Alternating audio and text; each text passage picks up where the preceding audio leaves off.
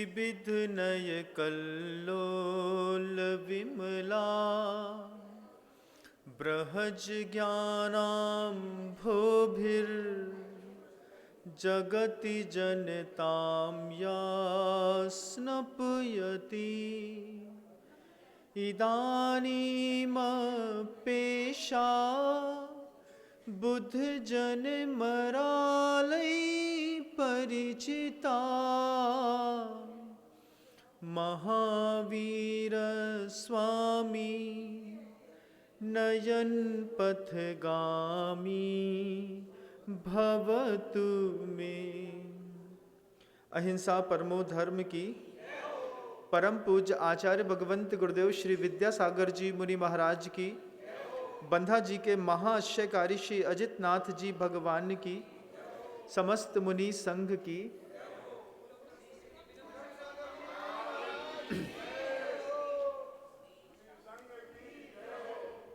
सुनो सुनो, सुनने से सुना हुआ मौके पे काम आता है। भगवान वर्धमान स्वामी का पावन पवित्र चरित्र हम पिछले 20-21 दिनों से लगातार सुन रहे हैं। और सुनो, पिछली सत्र में आपने सुना कैसे इंद्रभूति गौतम सौधर्मेंद्र के द्वारा नियोजना बना करके वर्धमान स्वामी के पास तक लाए गए। एक ऐसे मात्र गणधर थे, सारे गणधर तो भगवान के पास पहुंचे, भगवान वर्धमान स्वामी के गणधर को लाना पड़ा। जब इंद्रभूति ने वर्धमान स्वामी के उस समोषण के दर्शन किए, स्वामी के दर्शन किए, भूल ज्ञात हुई। भूल ज्ञात होने के बाद निर्ग्रंथ दीक्षा ग्रहण करी। दीक्षा ग्रहण करने के बाद जो आश्चर्य हुआ वो देखने लायक था।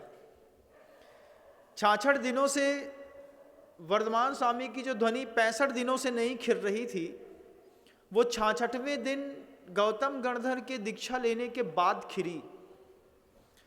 दीक्षा लेने के बाद जब ध्वनि खिरी, गौतम ने, इंद्रभूति गौतम ने दीक्षा तो ले ली, लेकिन दिगंबर दीक्षा उस समय का सबसे महानतम आश्चर्य थी। दीक्षा लेते साथ ही 4 ज्ञान के धारी हो गए गौतम। मति श्रुत अवधि ज्ञान के साथ मनः पर्या ज्ञान का हृदय में आना, अपनी ज्ञान की शक्ति के चरम तक पहुंच करके 63 रिद्धियों को एक साथ प्राप्त कर लिया।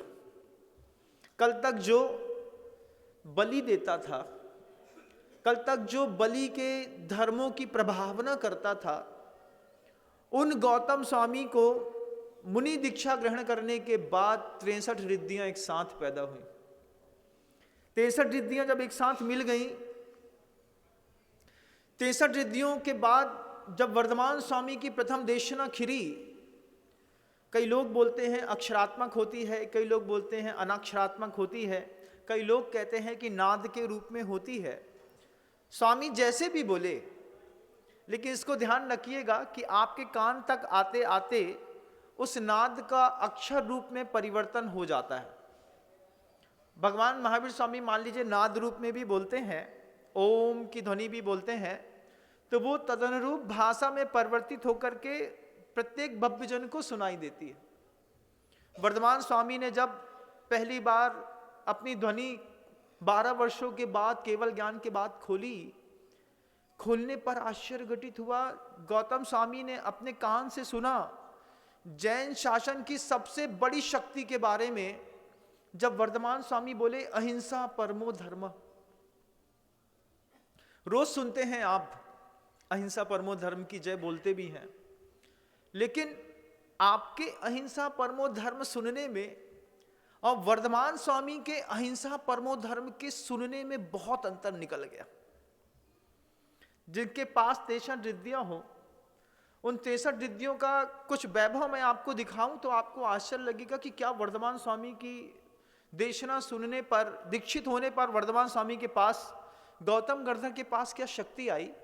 आप लोग प्रतिदिन पूजा में पढ़ते हैं, पूजा में पढ़ते हैं आप, नित्या प्रकंपाद भूत केवलौघा स्फुरन मनः पर्य चित्त बोधा दिव्यावधिज्ञान बल प्रबोधा स्वस्ति क्रियासु परमर्शयोन कोष्ठस्य धान्योपमेक बीजम संभिन्न संश्रोत पदानुसारी बुद्धि बलम दधाना स्वस्ति क्रियासु परमर्शयोन। ये जो आप पढ़ते हैं ये सब गौतम स्वामी के अंदर के ज्ञान की प्रत्येक शक्तियों को आप प्रतिदिन चावल चढ़ा करके, हे भगवान आपकी वो बीज बुद्धि, कोष्ठ बुद्धि, संभिन्न श्रोतृत्व बुद्धि हमारा भी कल्याण करे। परमर्शयोना बोलते हैं साधु लोग। इन्हीं को गणधर वलय का जब वो स्तोत्र पाठ करते हैं, जिनान जिताराति गणान गरिष्ठान देशावधीन सर्वपदावधिश्च सत्कोष्ठ बीजादि पदानुसारीन स्तुवे गणेशा नपि तद गुणाप्तई। जब हम लोग पढ़ते हैं तो उसकी भाषा थोड़ी बदल जाती है। फिर जब आप लोग कभी 64 रिद्धियों के व्रत लेते हैं तो आप लोग उसमें भी नमस्कार करते हैं, नमो जिणानम, नमो ओहि जिणानम, नमो परमोहि जिणानम, नमो सब्बोहि जिणानम। इन सब चीजों के ये सब सूत्र देने वाले गौतम स्वामी, उनके कान में जब ये बात वर्धमान स्वामी की गई, अहिंसा परमो धर्म, अहिंसा परम धर्म है, आपके कान में भी तो जा रही है ना। क्या समझ में आता है 3 शब्द की शक्ति? कुछ समझ में आती है? डमरू जैसा हाथ घूमता है, कुछ समझ में नहीं आती महाराज। वर्धमान स्वामी की शब्द गौतम को समझ में आए। गौतम स्वामी के पास बीज बुद्धि, गौतम स्वामी के पास कोष्ठ बुद्धि, संभिन्न श्रोतृत्व बुद्धि। बीज बुद्धि क्या है महाराज? एक सूत्र का एक अक्षर भी सुन लिया, अब अंदर की अनंत व्याख्याएं जो हैं वो गौतम स्वामी के मस्तिष्क पे घूमने लगी। संभिन्न श्रोतृत्व बुद्धि, क्या गौतम स्वामी की शक्ति देखो कि उनके पास ज्ञान की कैसी शक्ति दीक्षा लेने के बाद पैदा हुई। कई बार ऐसा होता है जो बच्चे घर में बहुत मंद बुद्धि रहते हैं, दीक्षित होने के बाद उनकी बुद्धि की प्रकर्षता दुनिया में देखते बनती है। लोग बोलते हैं कि घर में तो कुछ पढ़ता लिखता नहीं था, लेकिन साधु बनने के बाद पता नहीं क्या कमाल हुआ, कैसा ज्ञान का क्षोभसम बढ़ा। ठीक वैसे जैसे इंद्रभूति गौतम का दीक्षित होने के बाद बढ़ता है, दीक्षा काल के बाद शैक्षणिक काल बड़ा जबरदस्त होता है। गौतम गणधर की संभिन्न श्रोतृत्व बुद्धि का एक उदाहरण देखिएगा। एक अक्षौणी सेना जिसके बारे में आचार्य कहते हैं नवनागे सहस्राणी। नाग का मतलब हाथी होता है। एक अक्षौणी सेना का प्रमाण कितना होता है गौर से सुनिए। श्लोक याद कर लीजिए, चाहे तो लिख लीजिएगा घर जा करके। नवनागे सहस्राणी, जिसमें 9000 हाथी होते हों। फिर 9 नागे सहस्राणी के बाद नागे नागे शतम रथा, और एक एक हाथी के पीछे 100 रथ होते हैं। एक अक्षौणी सेना का प्रमाण देखिए, फिर गौतम स्वामी की बुद्धि की ताकत देखिएगा। नवनागे सहस्राणी, आगे 9000 हाथी चल रहे हों, और 9000 हाथी के पीछे नागे नागे शतम रथ, एक एक हाथी के पीछे 100 रथ चल रहे हों। रथे रथे शतम तुर्ग, और एक एक रथ के पीछे 100 घोड़े चल रहे हों। और तुर्गे तुर्गे सहस्राणी, आचार्य कहते हैं तुर्गे तुर्गे शतम नरः, और एक एक घोड़े के पीछे 100 मनुष्य चल रहे हों। अब इसका हिंदी करके दिखाता हूं। देखो, एक अक्षौणी सेना का प्रमाण देखो। नवनागे सहस्राणी, 9000 हाथी, 9000 हाथी के पीछे आचार्य कहते हैं नागे नागे शतम रथ, एक एक हाथी के पीछे 100 रथ हो गए। तो एक एक हाथी के पीछे 100 रथ हो गए, तो कुल मिलाकर के कितने रथ हो गए? 9 लाख रथ हो गए। 9000 हाथी हो गए, 9 लाख रथ हो गए। अब एक एक रथ के पीछे क्या है? तो बोलते एक एक रथ के पीछे 100 घोड़े, तो 9 लाख का 100 से गुणा किया तो 9 करोड़ हो गए, 90 करोड़ हो गए, 9 करोड़ हो गए। अब फिर तुर्गे तुर्गे शतम नरः, और एक एक घोड़े के पीछे 100 मनुष्य, तो ऐसे में 9 अरब मनुष्य हो गए, 9 करोड़ घोड़े हो गए, 9 लाख रथ हो गए और 9,000 हाथी हो गए। ऐसी 4 अक्षौणी सेना समझो पहले, मतलब 4 अक्षौणी सेना में 36 अरब मनुष्य हो गए। 36 अरब मनुष्य, 9 चौको 36 अरब मनुष्य। 36 अरब मनुष्य के बाद आचार्य कहते हैं 9 चौको 36 करोड़ घोड़े। 36 करोड़ घोड़े के बाद 9 चौको 36 लाख रथ और फिर 36,000 हाथी। ये सारे के सारे मनुष्य, घोड़े, हाथी, रथ, हाथी एक साथ बोलें, एक साथ बोलें, एक साथ वह आवाज गौतम के कान तक जाए।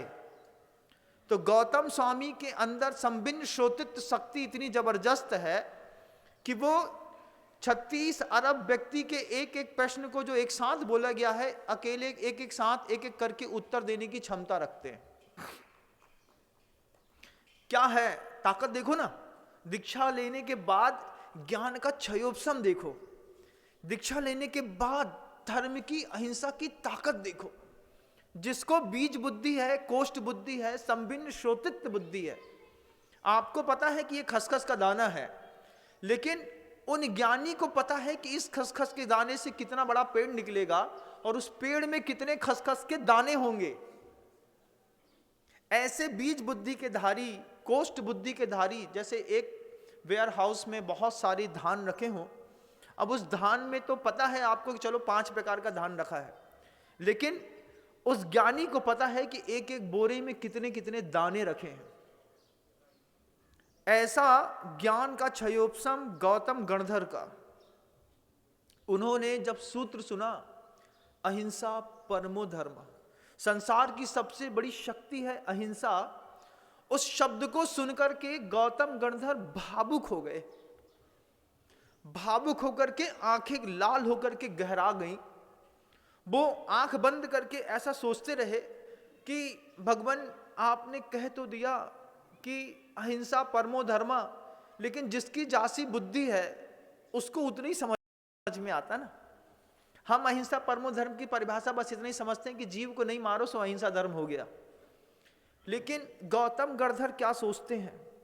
क्रोध, मान, माया, लोभ, समरंभ, समारंभ, आरंभ, कृत कारित अनुमत से किसी जीव को द्रव्य हिंसा और भाव हिंसा, उसके बाद द्रव्य क्षेत्र काल और भाव, मतलब सोचो किसी काल में किसी जीव की किसी क्रोध के कारण ना अनुमोदना, ना मारना, ना मराना, ऐसे इसके अरबों भंग बनते हैं। जब गौतम गणधर के कान में ये शब्द गया कि अहिंसा परमो धर्म, गौतम गणधर हाथ जोड़कर के सोचते हैं कि किसी के द्रव्य की हिंसा नहीं हो, किसी काल में हिंसा नहीं हो, किसी क्षेत्र में हिंसा नहीं हो, किसी द्रव्य की हिंसा की अनुमोदना नहीं हो, किसी द्रव्य की हिंसा कराई नहीं हो, किसी क्षेत्र में हिंसा नहीं कराई हो, किसी काल में और किसी भाव में भी। बहुत बड़ी बात है बंधुओं, जितनी गहराई से समझेंगे उतना ज्यादा अहिंसा जीवन में सिद्ध होती चली जाएगी। पूज्य गुरुदेव का एक संस्मरण मुझे हमेशा याद आता है। पूज्य गुरुदेव जब इसी बात को हम लोगों को बीना बारा में समझा रहे थे, गुरुदेव ने हम लोगों से सबसे पूछा कि बताओ द्रव्य का सुख है कि नहीं तुम्हारे पास? हाँ महाराज, स्वस्थ निरोगी काया है, अच्छे से आहार मिलता है, पेट में जाता है, अच्छे से नींद आती है, अच्छी समाइक करते हैं। द्रव्य का सुख है कि नहीं? है। आप में से भी कई लोगों के पास होगा, कई लोगों के पास नहीं भी हो सकता है, लेकिन फिर भी आप कहते हैं सब ठीक चल रहा है। द्रव्य का सुख जबरदस्त है। आप लोगों के पास क्षेत्र का सुख भी जबरदस्त है कि नहीं? महाराज अपने घर में बहुत अच्छे से रहते हैं, हमारा एनवायरनमेंट अच्छा है, हमारे परिवार की स्थितियां अच्छी, सब अच्छा है, क्षेत्र का सुख मिल गया। आसाम मिजोरम में पैदा हुए होते, पाकिस्तान में जैनी बन के पैदा हुए थे, तब समझ में आता कि जय जिनेंद्र बोलने पर आदमी को क्या दुख भोगना पड़ता है। वहां पर साधु की कीमत समझ में आती, पाकिस्तान में, सऊदी अरब पे, कि भैया एक दिगंबर साधु की मुद्रा कितना कठिन होती है। यहाँ तो बड़ा सौभाग्य है, थोड़ी इच्छा होती नहीं है भैया गाड़ी निकालो ना, महाराज के दर्शन करके आते हैं, सुना है वहां बैठे हैं, वहां विराजमान है, और आ जाते हैं, दर्शन मिल जाते हैं, मुद्रा मिल जाती है। क्षेत्र सुगम्य, सरल, सहज, सुखवर्धक है। आपको द्रव्य का सुख है, आपको क्षेत्र का सुख है, आपको काल का भी सुख है। सुबह 9 बजे दर्शन, पूजन, अभिषेक, शांति धारा, आहार दान देने का भाव होता हो तो घर के अंदर संभालने वाले दूसरे लोग हैं, पापा जी आप हो आइए, मैं संभाल लूंगा। उसी वक्त बच्चे को स्कूल भेजना है, दूध भी लाना है, बिजली का बिल भी जमा करना है, टायर पंचर भी सुधरवाना है, पेट्रोल भी भरवाना है, 50 काम है एक साथ। लेकिन उसके बाद भी उस काल का सुख भी है कि नहीं है महाराज? जब कभी भी धार्मिक क्रियाओं में कहीं जाना होता है, परिवार के लोग कभी मना नहीं करते। किसी के घर में कभी ऐसा झगड़ा विवाद नहीं मचता होगा कि मंदिर जाने की भाव हो और सास कह दे पहले रोटी बनाओ, जब देखता मंदिर मंदिर करते रहे, नहीं जाने मंदिर। ऐसा एक आध जगह होता होगा, सब जगह नहीं होता। कई जगह तो ऐसा होता है कि कितना भी गुस्सैल, कितना भी क्रोधी परिवार क्यों ना हो, लेकिन मंदिर की बात पे छूट मिल जाती है। हाँ, सास इतनी जरूर कह देती है ज्यादा देर मंदिर नहीं लगाइयो, 1 घंटा में 1 घंटा बहुत होता है। रहती है ना, कुछ लोग हिटलर शाही रहते हैं, उनको अपना मतलब वैभव दिखाने में आनंद आता है। सासों को कुछ नहीं है, थोड़ा सा मन की मालिश करके हाथ फेरना पड़ता है, सब कुछ शांत हो जाते हैं। फिर जिसके हाथ फेरने की आदत नहीं रहती है उसको फिर वो काटने लगते हैं, चाहे परिवार का लोग हो चाहे बाहर का। तो कभी कभी कहीं कहीं होता होगा ऐसा। अब जैसे आपके घर के अंदर द्रव्य की अनुकूलता है, क्षेत्र की अनुकूलता है, काल की अनुकूलता है, लेकिन मैं आप सबसे पूछना चाहता हूं क्या भावों की भी अनुकूलता है आपके पास? द्रव्य का सुख है, क्षेत्र का सुख है, काल का सुख है, भाव का सुख नहीं है महाराज।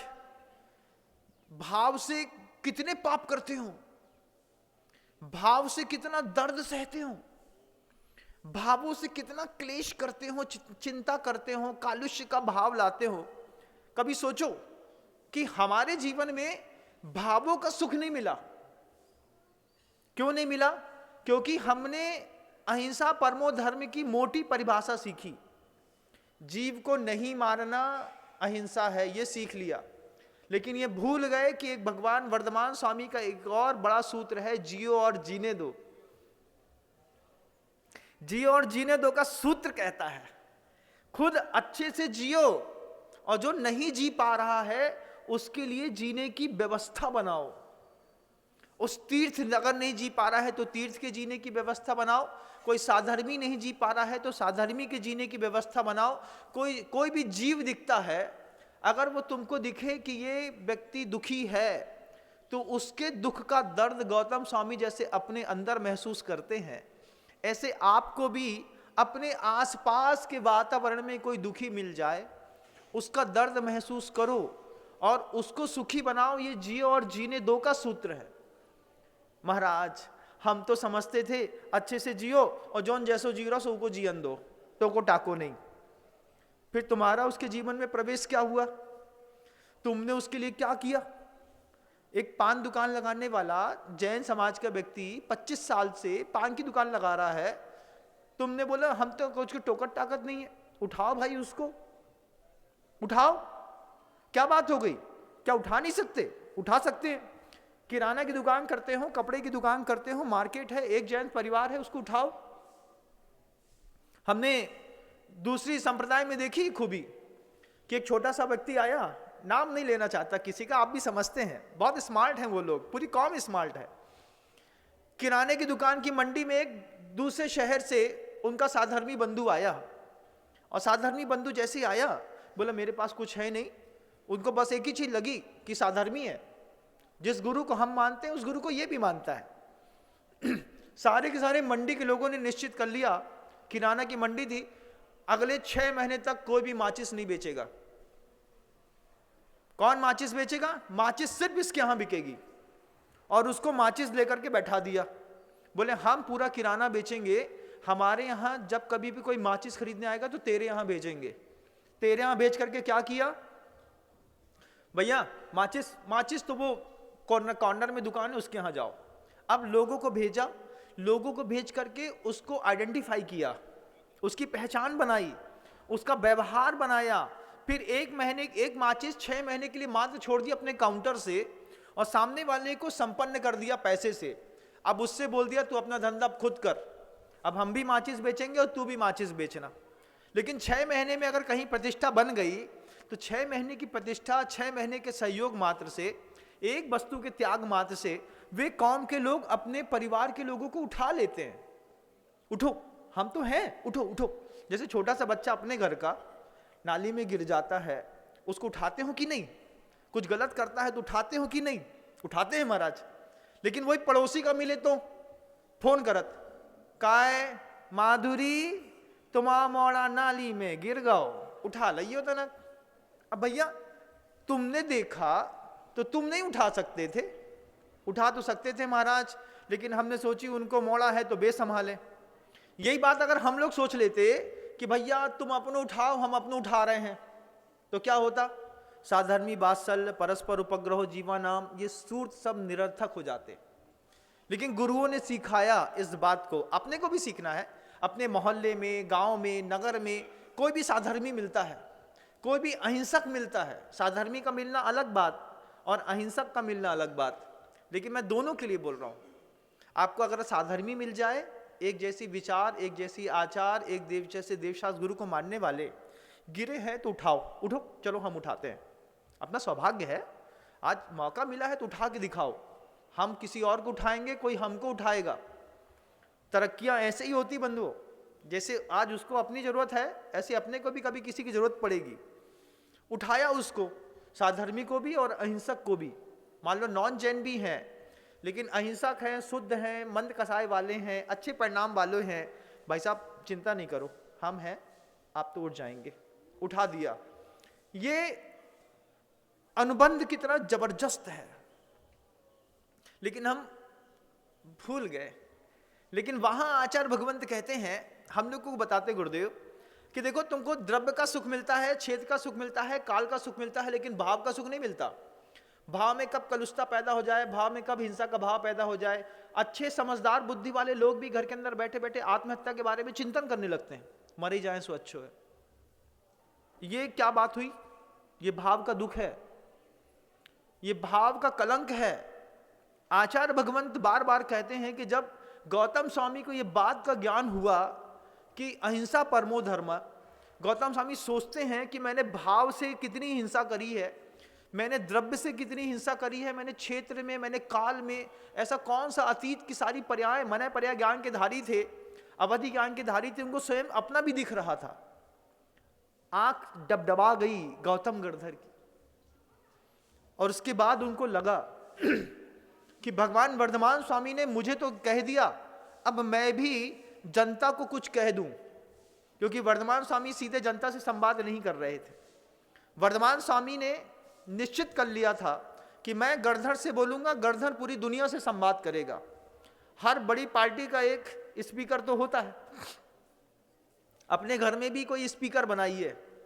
घर में सारे लोग स्पीकर बन जाए तो बड़ी दिक्कत होती है कि भैया घर के अंदर हम कुछ भी बोलेंगे, लेकिन घर के बाहर हमारा स्पीकर एक ही है। ऐसी व्यवस्थाएं बहुत अच्छी होती हैं घर के अंदर। जैसे मान लीजिए घर के अंदर बाहर कोई बात हो, बड़े भैया हैं वो ही बताएंगे, छोटा भाई है उससे बात कर लो, वो समझाएगा। अब अपन क्या करते हैं, हम भी बोल दो, अब हमने बोल दी, अब छोटे भैया उन्हें बोल दी, फिर लड़का ने बोल दी, सब ने एक एक करके बोल दी, सबकी विचारों में अलग अलग फैक्शन पड़ गया। तुमने ऐसो काय बोली, तुमने ऐसो काय बोली, तो स्पीकर बनाओ एक घर के अंदर। वर्धमान स्वामी ने गौतम गणधर को अपना स्पीकर बनाया। गौतम गणधर से कहा अहिंसा परमो धर्म, जैन शासन की सबसे बड़ी शक्ति। अब कितना आश्चर्य है, अभी और गंभीरता देखिए अहिंसा परमो धर्म की, कि सर्वज्ञ जो केवली हैं, सर्वज्ञ हैं, जिनको प्रत्येक द्रव्य की, अतीत की, अनागत की, वर्तमान की सारी पर्याय दिखाई देती हैं, उनके केवल ज्ञान में किसी भी द्रव्य का, पदार्थ का जो भाग झलकता है, संपूर्ण दृश्य को देखने के बाद वो सिर्फ अनंतमा भाग ही कह पाते हैं। केवली होकर के अनंतमा भाग कह पा रहे हैं। क्यों अनंतमा भाग क्यों कह पा रहे हैं? आप तो केवली हैं, सब कह दो। क्योंकि शब्दों की निश्चित सामर्थ्य है। जितनी अहिंसा की दृष्टि वर्धमान स्वामी की गई उतना वो कह नहीं पाए, उसका अनंतमा भाग कहा। वो अनंतवें भाग में से उसका भी अनंतमा भाग गणधर परमेष्ठी झेल पाते हैं। हमने कहा अहिंसा परमो धर्मा, अब हमारी सर्वज्ञता की बुद्धि में और तुम्हारी बुद्धि में अंतर है। उस अनंतवें भाग का अनंतमा भाग गणधर झेल पाते हैं, और झेले हुए अनंत भाग का अनंतमा भाग गणधर किसी और से कह पाते हैं। कहे हुए का अनंतमा भाग श्रुत के रूप में रचा जाता है, और रचे हुए का असंख्यातमा भाग आराती आचार अपनी परंपराओं में दूसरे को दे पाते हैं। आज हमारे पास अहिंसा शब्द की जो शक्ति है, सोचो कितनी क्षण करके कितनी कम होकर के आई, और उसमें भी हमारा अगर उपयोग न हो अहिंसा परमो धर्म के शब्द को समझने का, फिर हमको मुक्ति क्या खाक मिलेगी। हमने तो बस एक ही चीज समझ ली, भैया कोई के जीवों को नहीं मारने का नाम अहिंसा है। लेकिन आचार्य कहते हैं क्षेत्रगत अहिंसा से बचिए, करिए, मतलब क्षेत्रगत हिंसा से बचिए, द्रव्यगत हिंसा से बचिए, भावगत हिंसा से बचिए, कालगत हिंसा से बचिए। कितना होता है काल, एक उदाहरण देके दिखाऊंगा ना तो आपको अच्छा लगेगा। आप उदाहरण से बहुत अच्छे जल्दी समझते हैं। घर के अंदर पाटे में खटमल हो गया, खटमल हो गया, आपके घर के अंदर हो गया। अब आपने उस खटमल को पाटे से निकाल तो दिया, लेकिन निकालने के बाद आपने उस खटमल को धूप में ले जा करके रख दिया। उसका क्षेत्र बदला, छाया में था पाटा, कोई बात नहीं, धूप में रख दिया। अब धूप में खटमल को बड़ी तिलमिलाहट होती है, उसके पास हड्डी तो है नहीं, ले देखे कि थोड़ा सा कवच रूपी थोड़ा कड़ा कड़ा सा शरीर है, उसको जैसे ही धूप में रखा तो धूप में वो तिलमिल तिलमिल होने लगा। अब ये हिंसा है, लेकिन आपको दिखाई कहां देती है। झाड़ू लगाए, चींटी की लाइन पूरी समेटी, उठा करके पानी में फेंक दी। अब जितनी देर तक चींटी जिंदा रही नहीं रही तो मार दिया, मर गई। दिखाई कहां देती है। क्षेत्रगत हिंसा देखिए कि हमने ऐसे कितने अपराध करते हैं। जब घर के अंदर कोई आदमी को काम करने वाले वर्कर्स को बुलाते हैं, घर के अंदर काम कराने वाले वर्कर्स को भी समझाना पड़ता है, भैया कोई जीव हो तो उसको मारना मत। नहीं तो क्या करते हैं, वो काम करने वाले लेबर होते हैं, कई बार ध्यान रखिएगा, बहुत बड़ी बात कह रहा हूं, मैंने खुद अपनी आंख से देखा है। आपके यहाँ कोई पल्लेदार काम करता है, कोई दूसरे वर्कर्स काम करते हैं, आपने उनको घर में अंदर गाड़ी उतारने के लिए दे दिया, आपकी गोदाम में चूहे थे, उन्होंने चूहे को एक पत्थर मारा, मार करके अपनी जेब में धर लिया, धर करके ले गए और उसको जो भी करते हैं उनने करके खत्म कर दिया। इस सब के अपराधी में हम भी माने जाते हैं। हमको हमारे घर के मातहत, मतलब हाथ के नीचे रहने वाले जो लोग होते हैं, उनको समझाना पड़ता है, देखो कोई भी जीव मिल जाए घर के अंदर, उसको पकड़ना जरूर लेकिन मारना नहीं, पिंजरा लगा लो, पिंजरा लगा करके उसको दूर छोड़ाओ, इतना तो ठीक है। लेकिन आटे की गोली में आपने जहर मिला करके रख दिया और सैकड़ों की संख्या में मान लो चूहे मर गए, छिपकली मर गई। लक्ष्मण रेखा खींचते ना, लक्ष्मण रेखा में कितना मतलब जहर है, इतना पॉइजन है कि कॉकरोच के पंजे में थोड़ा सा लगता है, वो उतने से लगने मात्र से आगे चल करके कुछ कदम पे जाकर के कॉकरोच गिर करके मर जाता है। अहिंसा परमो धर्मा भगवान वर्धमान स्वामी का पहला सूत्र है। अगर घर के अंदर इस तरीके का बहुत जीव जंतु का वातावरण है तो उसकी व्यवस्थाएं हैं। आप पानी के पोछे में नमक का पानी डाल दीजिए, धरती पर छोटे छोटे जितने भी बहुत सारे जीव होते हैं उनकी उत्पत्ति की मात्रा कम हो जाएगी। चींटियों का नमक के चक्कर में आना जाना कम हो जाएगा। आप अपने काउंटर में पोछा लगाते हैं, साफ सुथरा करने के बाद थोड़ा सा सिरका का पोछा लगा दिया, थोड़ा सा खट्टा लगा दिया, 2 नींबू निचोड़ दिए, नहीं जगह तो कोई सड़ा हुआ करेले का रस डाल दिया और पोछा लगा दिया। थोड़ा सा भी स्वाद जीवों को मिलता है, वो उस स्थान पर जाते नहीं। लेकिन इतना कौन करेगा महाराज, हमारे यहाँ तो नौकरानी काम करती है, वो फिनिट और बेगान उठाती है, पानी में मिलाती है और पूरे में अच्छे से पोंछ देती है। अहिंसा परमो धर्म की जय हो गई। ऐसे में क्या लगता है, मुक्ति मिलेगी इस जन्म में, अगले जन्म में, इसके बाद वाले में? वर्धमान स्वामी ने जब कहा तब संभिन्न श्रोतृत्व बुद्धि की धारी उन्होंने अहिंसा शब्द की क्या व्याख्या समझी होगी। समझने के बाद क्या वातावरण बनाया होगा, आंखें डबडबा गई गौतम गणधर की। और फिर उन्होंने पूरी दुनिया के लोगों को जब सूत्र दिया अहिंसा परमो धर्म, क्या अहिंसा परमो धर्म, कैसी अहिंसा परमो धर्म, उन्हीं गौतम गणधर ने श्रावक प्रतिक्रमण रचा। श्रावक के लिए जो संस्कृत का प्रतिक्रमण होता है प्रत्येक श्रावक को करना चाहिए। हिंदी वाले प्रतिक्रमण तो जिनवाणी में बहुत मिल जाते हैं, लेकिन आप उसके स्पर्श तक तल तक नहीं पहुंच सकते। गौतम गणधर ने खुद श्रावक पाप से मुक्त हो सके इसके लिए श्रावक प्रतिक्रमण लिखा,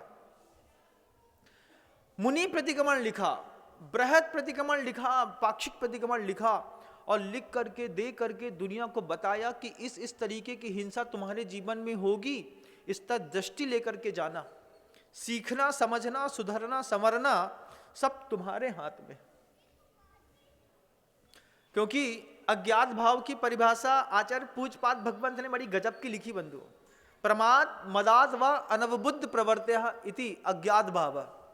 अज्ञात का मतलब जानता नहीं है ऐसा नहीं कहा, अज्ञात के मतलब में कहा है कि उसको प्रमाद से, उसको समझता तो है लेकिन प्रमाद है। प्रमाद, फिर मदादवा या फिर मद चढ़ा हुआ है, ज्ञान, पूजा, कुल, जाति, बल, रिद्धि, अहंकार, ईर्षा, इसके जो विपरीत प्रवृत्ति करता है इसको अज्ञात भाव कहा। तीव्र कर्म का बंध होता है।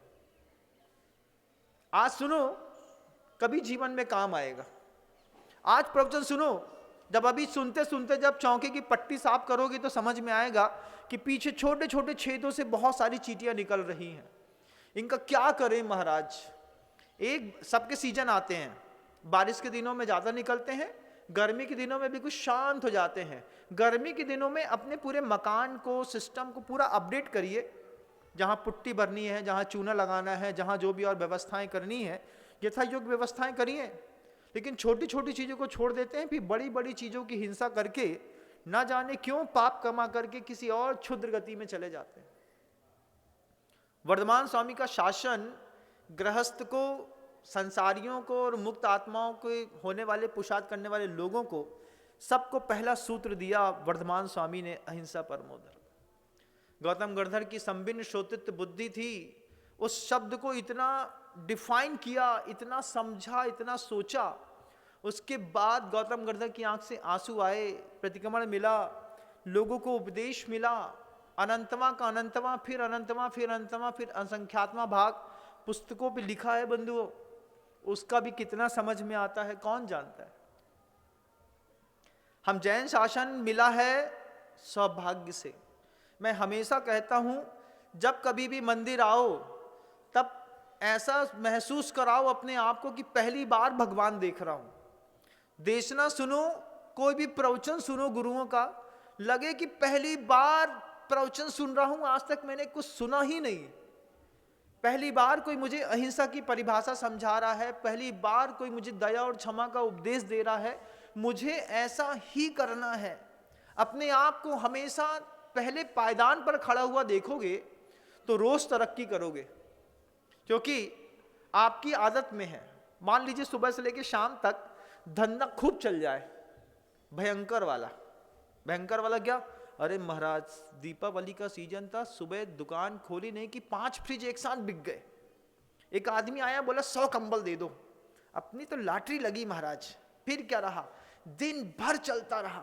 किसी ने 100 गठान माल मांगा, किसी ने 100 कंबल मांगे, किसी ने जूते चप्पल मांगे, किसी ने कुछ किया, किसी ने कुछ मांगा। शाम तक फुर्सत नहीं मिली। महाराज आज तो 5:30 बजे 1 गिलास दूध बस पिया, खाना तो खाए नहीं। भोजन क्यों नहीं किया? बोले फुर्सत ही नहीं मिली महाराज, इतना धंधा चला। ले दे के मान लो सुबह 7-8 से लेकर के शाम को 7:30 तक खूब धंधा कमाया। महाराज 3-4-5 बार गल्ला उठाया, पूरा वो पात्र था वो पूरा भर गया। क्या आशीर्वाद लगा महाराज। अरे महाराज तुम लोग ख्वाब में चले गए, सोचने लगा रहे महाराज ऐसा हो जाए तो फिर कहने ही क्या है। ऐसा क्या, ऐसा नहीं, कल्पना में नहीं जाओ, समझो इस बात को। हमने बोला तो तुम लोग कहीं और खो गए। तुम लोग को लगने लगा रहे ऐसा हो जाए तो कितना अच्छा। आंखें बंद करके मुंगेरी लाल की हसीन सपने, मेरी दुकान है, सुबह खुलेगी, फिर खूब अच्छी चलेगी, फिर दिन भर चलेगी, फिर ऐसा होगा, फिर वैसा होगा। ये नहीं बोल रहा हूं मैं, ये बोल रहा हूं कि मान लो सुबह से लेकर शाम तक ऐसा चला, शाम को 7:30 बजे फुर्सत मिली, उस समय को एक आदमी और आया, बोले भैया 50 किलो और माल चाहिए। बोले देखो यार अब दिमाग ना खराब करो, कल बात करेंगे। उदासी आ जाती ना, 50 किलो मांग रहा था कोई चीज, नहीं दिया, अरे हो गया, गया तो गया महाराज, आज तो थक गए बेचते बेचते। फिर रात में अब थक गया तो ऐसे थोड़ी होता है कि मान जाएगा आदमी। 11 बजे रात को दुकान खोल करके पूरा माल फिर से भर रहा है, 3 बजे रात तक पूरा माल भरा, फिर जा करके आराम से सोया, 2 घंटे सोया नहीं कि फिर आंख खुल गई ऐसी, क्या 7:30 बज गए, कल अच्छी चली थी आज फिर चलेगी, चलो चलते हैं।